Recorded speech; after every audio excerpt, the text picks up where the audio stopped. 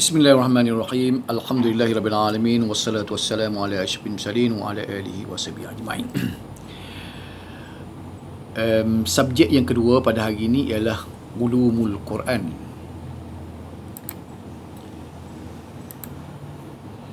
Kita terus masuk selalulah ke nota kita ni, bab pertama pengenalan ulumul hadis. Tengok nota tu, muka surat berapa tu. Pendahuluan. Pengajian ulumul Quran ialah satu bidang ilmu yang membolehkan seseorang memahami perkara-perkara yang berkaitan dengan Al-Quran serta memahami isi kandungan dan tafsiran. Ada beza tak dengan ulumul hadis? Ulumul hadis itu banyak menumpukan kepada metodologi untuk mengesan hadis itu sahih ataupun tidak. Itu ulumul hadis. Tapi ulumul Quran, dia tidak payah. Metodologi untuk mengesan kesahihan itu tidak payah. Pasal apa? Dia sudah pun sahih. Istilah dia mutawatir.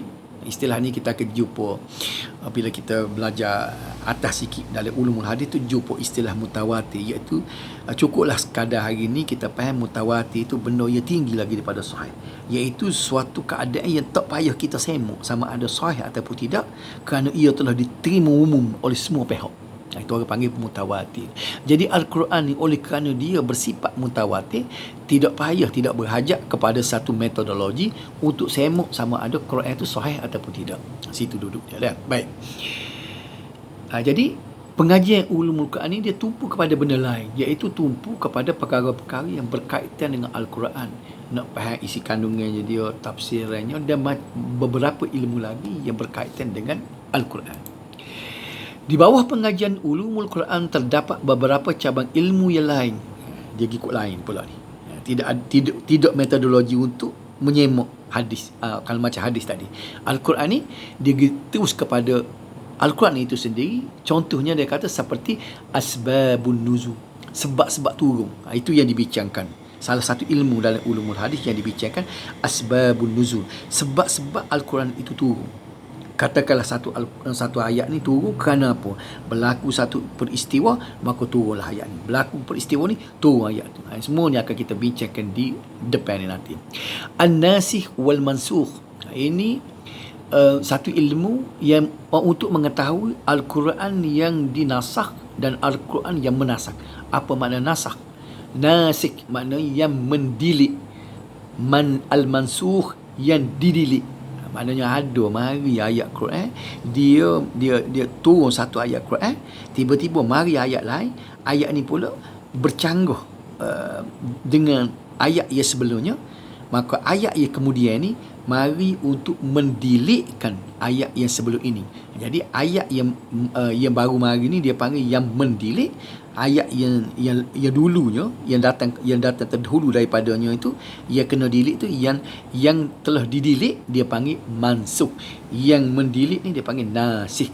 Ini juga satu ilmu dalam ulumul Quran. Dan kita dah belajar juga ilmu-ilmu juga ada yang dalam ialah penulisan Al-Quran, bagaimana Al-Quran itu ditulis, bagaimana pengumpulan Al-Quran dan sebagainya, bagaimana proses pengumpulan Al-Quran itu berlaku. Ini semua dibicarakan dalam ulumul hadis. Kita pergi pada para yang kedua, iaitu pengertian ulumul hadis. Dari segi bahasa, perkataan ulum adalah lafaz jamak, macam ulumul hadis yang kita bincang tadi. Lafaz jamak daripada ilm yang diterima pakai dalam bahasa Malaysia juga, iaitu ilmu. Ilm itu maknanya ilmu. Adapun ulum ni mana? Kata jamak. Kalau dalam bahasa Melayu kita agak ilmu-ilmu. Ulumul Quran maknanya ilmu-ilmu Al-Quran. Jadi ulum membawa makna kefahaman muktamad yang menepati fakta sebenar. Sementara Al-Quran ialah kalamullah, kalam Allah yang mukjizat, yang diturunkan kepada Nabi Muhammad sallallahu alaihi wasallam sebagai kitab umat Islam. Jadi definisi Al-Quran apa semua ni ada depan nanti. Kita tengok dengan cara terperinci depan nanti ya. Pengertian istilah. Menurut definisi yang diberikan oleh Az-Zarqani, ulumul Quran ialah ilmu-ilmu yang mempelajari tentang Al-Quran, sama ada dari segi penurunannya, penghampalan, pembukuan, pembacaan, pentafsiran, i'jaz. I'jaz ni mukjizat. Nasikh dan mansukh, kita bincang tadi, dan semua perkara yang berkaitan dengan Al-Quran. Itu definisi yang diberikan oleh Az-Zarqani. As-Suyuti, ulama yang kemudian lagi, yang hampir dengan generasi kita ni, generasi tahun yang ke-10 Hijrah, mendefinisikan ulumul Quran ialah satu bidang dan ruang lingkup ilmu yang membicarakan tentang Al-Quran dari segi penurunannya, sanad, adab, makna, lafaz dan lain-lain yang berkaitan dengannya. Lebih kurangnya kalau tengok situ dah dari segi definisi dia. Sebagai rumusannya, ulumul Quran membawa makna kepahaman sebenar berhubung dengan Al-Quran yang meliputi asbabun nuzul, ayat Makki dan Madani. Asbabun nuzul saya sebut dah tadi, Makki dan Madani, Mekah dan Madinah. Jadi kita nak tahu juga di dalam ulumul Quran ini, ayat Makki, ayat Mekah, dia panggil ayat Mekah, ayat Madinah. Ayat turun Mekah, ayat turun di Madinah. Nasikh dan mansukh, saya sebut dah tadi. Cara pembacaan, qiraat, pengumpulan, penulisan dan berbagai-bagai aspek yang berkaitan dengan Al-Quran. Itulah dia yang kita boleh faham sepatah lalu gapo dia ulumul Quran. Tahap perkembangan ulumul Quran. Pada umumnya, perkembangan ulumul Quran dapat dibahagikan kepada 3 tahap. Dari segi tulisan, kita tengok situ ulum Al-Quran. Sebenarnya diambil daripada bahasa Arab secara transliterasi itu. Kalau kita wasal, kita baca sambung, kita sebut ulumul Quran. Secara sebiji kalimahnya ulum Al-Quran. Bila kita wasal, kita sebut ulumul Quran. Macam ulumul hadis jugalah. Ulum al-hadis, baca wasal ulumul hadis. Okay.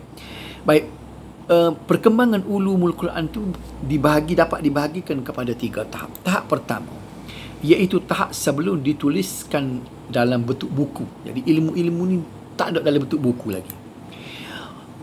Rasulullah dan para sahabat merupakan golongan yang paling memahami dan arif tentang kandungan Al-Quran dan ilmunya.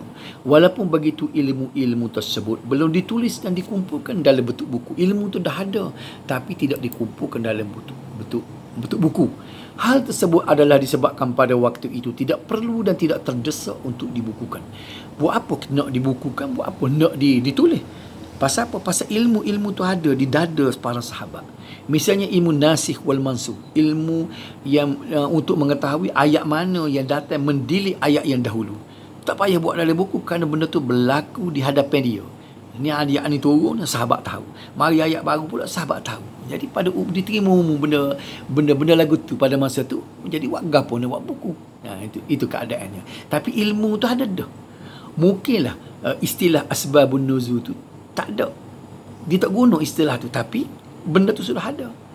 Mungkin istilah asbabun nuzul tu telah dicipta oleh ulama kemudian. Asbabun nuzul maknanya sebab-sebab turun.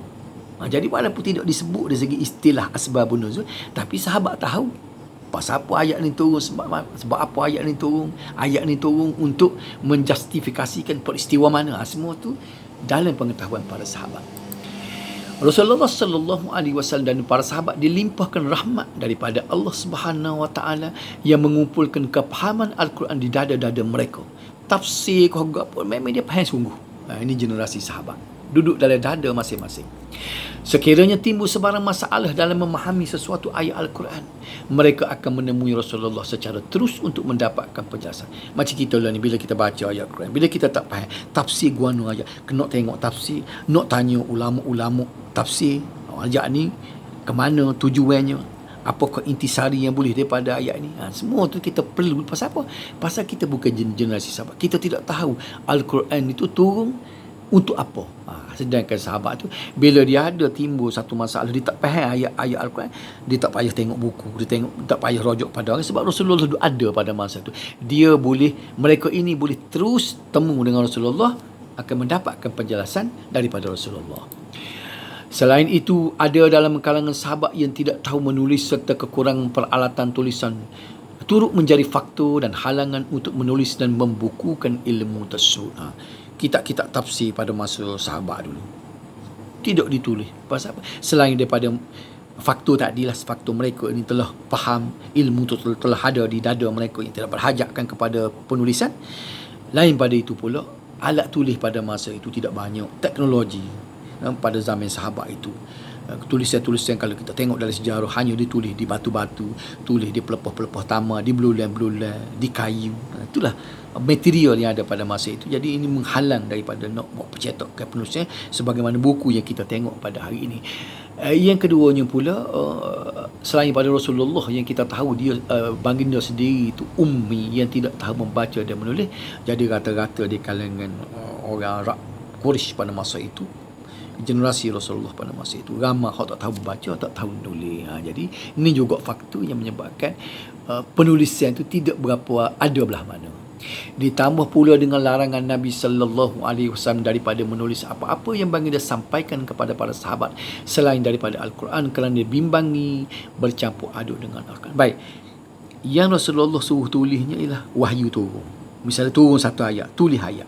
Jadi penerangnya tentang ayat, katalah tafsir ayat ni, Rasulullah tafsir lagu mana. Jadi sahabat nak tulis tu, Rasulullah larang. Apa? Dia takut campur lama. Hak Rasulullah sebut sebagai nak mentafsirkan ayat Quran itu dalam bentuk hadis dia lah. Katakanlah dia apa yang disebut oleh Rasulullah lain daripada wahyu tu. Kalau sahabat tulis juga, dia bimbang takut hak tulis ni akan campur dengan wahyu. Jadi Rasulullah tak boleh tulis selain daripada Al-Quran pada masa tu. Baik, mari pula pada tahap kedua, iaitu tahap persediaan ke arah penulisan bentuk buku. Ni apa ni? Bila dah Rasulullah meninggal, Rasulullah wafat, maka tidak timbul lagi tulisan selain daripada Al-Quran bercampur aduk dengan wahyu. Sebab apa? Sebab wahyu dah habis dah. Penulisan wahyu tu duduk satu tempat. Sebab tidak ada wahyu lain. Wahyu tak turun dah. Jadi kita bersimpan waktu tu. Jadi penulisan lain ni tentulah tidak wahyu. Jadi tak timbul masalah lah kalau nak tulis selain daripada wahyu sebagaimana larangnya Rasulullah pada masa hayat baginda tu. Jadi pada zaman Khalifah Uthman, masyarakat Arab telah mula bercampur dengan bangsa-bangsa lain. Peluasan wilayah, penaklukan kuasa besar seperti Rom dan Parsi berlaku pada zaman Sayyidina Umar lagi. Jadi menyebabkan wilayah Islam itu makin berkembang, dan tentulah akan ada lain daripada bangsa Arab. Jadi orang panggil masyarakat ajam yang lain pada Arab tu bertambah. Jadi ini menimbulkan masalah yang menyebabkan keadaan tersebut telah menimbulkan perselisihan dalam membaca Al-Quran. Misalnya satu contohnya, baca Al-Quran itu sendiri kerana bukan lidah Arab macam-macam bacaan, maka timbullah satu kaedah, satu ilmu tentang bacaan ini. Justru Khalifah Uthman telah memerintahkan supaya disalin satu mushaf rasmi sebagai rujukan. Di sini mulalah Khalifah Uthman ni dia mengarahkan untuk disalin, buat satu mushaf, satu Al-Quran ni supaya menjadi rujukan kepada semua pihak apabila timbul pertelikan khususnya dalam masalah bacaan. Dan tindakan tersebut dianggap sebagai meletakkan batu asas kepada satu ilmu yang dikenali sebagai ilmu rasam Al-Quran ataupun ilmu rasam Uthmani. Ini tulisan yang ada hari ini ni ialah tulisan dipanggil sebagai rasam Uthmani kerana telah dicetuskan oleh Khalifah Uthman. Yang kedua, 3.2.2 usaha ini disambung oleh Khalifah Ali bin Abi Talib radhiyallahu anhu, di mana beliau telah memerintahkan Abu Aswad Ad-Du'ali supaya mencipta beberapa kaedah nahwu bahasa Arab bagi memelihara keselamatan bahasa Arab. Justru Khalifah Ali radhiyallahu anhu dianggap sebagai pengasas kepada ilmu i'rabul Quran. Jadi di sini kerana berkembang lagi mari pada zaman Sayyidina Ali ni, dia melihat bahawa ada satu masalah pula nak memahami Al-Quran dari sudut bahasa. Maka di sinilah Khalifah Ali Abu Talib telah memerintahkan Abu Aswad Ad-Du'ali itu supaya membuat satu kaedah nahwu. Macam sahabat tu dia memang orang nahwu dah. Tak payah duduk bincang masalah nahwu. Jadi orang lain, orang khususnya orang je bukan Arab, nak faham dari segi grammar tu, maka dia buat satu grammar. Dan i'rabul Quran ini satu istilah, iaitu satu cabang dalam ilmu nahwu. Seterusnya terdapat sejumlah para sahabat dan tabi'in telah meletakkan asas bagi bidang tafsir. ilmu asbabun nuzul, sebab-sebab turun, ilmu nasikh wal mansukh, sebut dah tadi, ilmu gharibul Quran. Gharibul Quran ni maknanya kalimah-kalimah yang pelik dalam Al-Quran, yang payah dipahami. Satu ilmu khusus dibincang dalam ulumul Quran, dan bidang-bidang lain yang bernaung di bawah ulumul Quran. Tempoh ini ulumul Quran masih belum dibukukan, ia cuma peringkat persediaan. Tak buat buku lagi, bersedia untuk buat buku. Jadi kita sambunglah minggu depan. Setakat inilah dulu untuk kuliah pertama ulumul Quran. InsyaAllah kita sambung pada kuliah yang kedua pada minggu depan. Wallahu a'lam. Wassalamualaikum warahmatullahi wabarakatuh.